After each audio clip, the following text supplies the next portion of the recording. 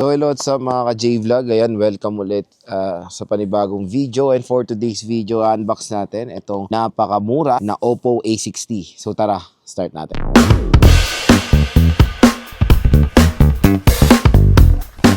Ito nga pala ang Oppo A60, ang bagong labas sa smartphone ngayon ni Oppo, at itong smartphone na to is very affordable lang. At around when it comes sa kanyang SRP, nasa ano siya, 6.5 for the 4GB 64 at yung 4GB 128 is around 7.5. As you can see, when it comes sa SRP, medyo hindi perfect fit yung RAM at ROM na ma-offer nito. Pero magandang balita dito sa ating product link. Tap nyo yung video, dito sa ating product link, mura nyo lang makukuha itong Oppo A60. Usually, pwede siya makuha around 4,000 to 5,000 pesos. So very affordable kasi meron pa po kayong discount voucher upon checkout pag binili nyo itong Oppo A60 sa ating video. So ito yung kanyang specifications. So Snapdragon 685, 6,500 mAh battery capacity, 120Hz screen refresh rate at 48 months of fluency ang promise nila dito sa Oppo A60. So yan yung box niya. Very identical din naman sa box ng mga ibang Oppo smartphones.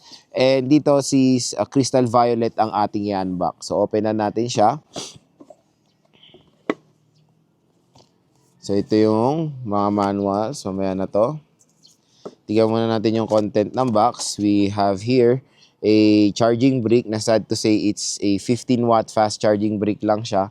So hindi siya fast charging na super compared doon sa Oppo A3X. So meron tayong USB Type-C cable and of course yung SIM eject tool. So yun lang naman yung content. Next, dito tayo sa leaflets niya. Ito. So sa leaflets, meron tayo ditong quick guide. Meron tayong quick guide, safety guide, ang daming guide, no? And of course, yung kanilang jelly case. Maganda sa kanilang jelly case ngayon is hindi siya transparent na naninilaw. Ito, color black na talaga, which is mas okay siya. So ito yung smartphone, Oppo. Ito nga yung crystal violet nila mga idol. So check na natin yung kanyang color. Ayan. So maganda tong crystal violet, no? Ang ganda niyang tignan. So pag tinitilt nyo, meron siyang effect na ganyan. O diba?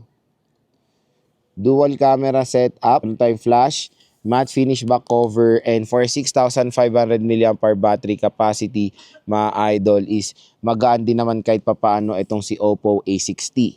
Ayan siya. So dito sa right side, nandito ang ating power button / fingerprint scanner and yung volume rocker. Sa taas naman wala tayong makikita. Sa left side is yung SIM tray.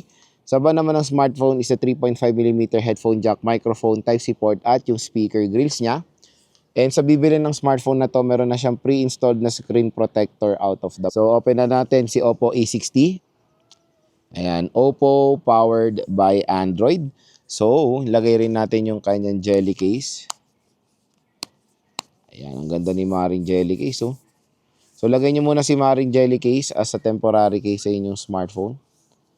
So, setup ko muna to, balik ako kayo. So, ayan na mga idol, na-setup na natin si Oppo A60. Siyempre, ang bubungad sa atin dito is yung kanyang napakataas na nits of brightness. Ayan.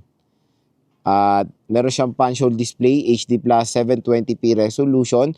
When it comes sa kanyang processor, it is powered ng Qualcomm Snapdragon 685. So yung processor nito hindi naman to mabagal na processor at it can handle pretty much din naman na mga ginagawa natin sa isang smartphone like mga daily tasks, casual things, ano pa ba, gaming like ML, Honor of Kings, kayang-kaya naman nito and even COD. And napaka-solid din naman na ma-offer nila for its price ngayon na 4,000 to 5,000 pesos. Pero again, pag binili nyo to ng 6.5, medyo hindi perfect fit yung kanyang presyo pag ganon. So, tingnan natin yung kanyang about device. So, meron tayo ditong, ayan, 64GB lang kasi kinuha ko. So, ang laki na agad ng nakain na storage. And 64GB usually for ano lang to, mga basic user na lang to eh. Ayan yung battery niya malaki, 6.5, 4GB of RAM. 6.75 inches and naka-Android 15 to with ColorOS 15.0 itong si Oppo A60. So again mga ka-J-Vlog, when it comes sa affordable smartphone, maganda rin naman i-consider itong si Oppo A60. Very affordable na smartphone ngayon 2026. When it comes sa kanyang battery, yun yung solid dito sa smartphone na to eh. So let's try yung camera. Camera rin kasi malinaw dito sa Oppo A60 mga idol. So nandito tayo ngayon sa Valley Point sa Baguio City.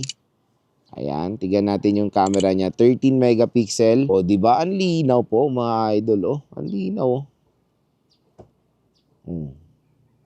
Front-facing camera. Ay, aba, ang linaw ng front cam nito. Again, for its price, sulit na yan mga idol. So ayan, kung interested kayo dito sa Oppo A60, yung link nito nandito sa ating video. Tap nyo yung video, click nyo yung view products dahil pag dyan kayo bumili nitong Oppo A60, meron pa kayo makukuha na special voucher up to 1,000 pesos.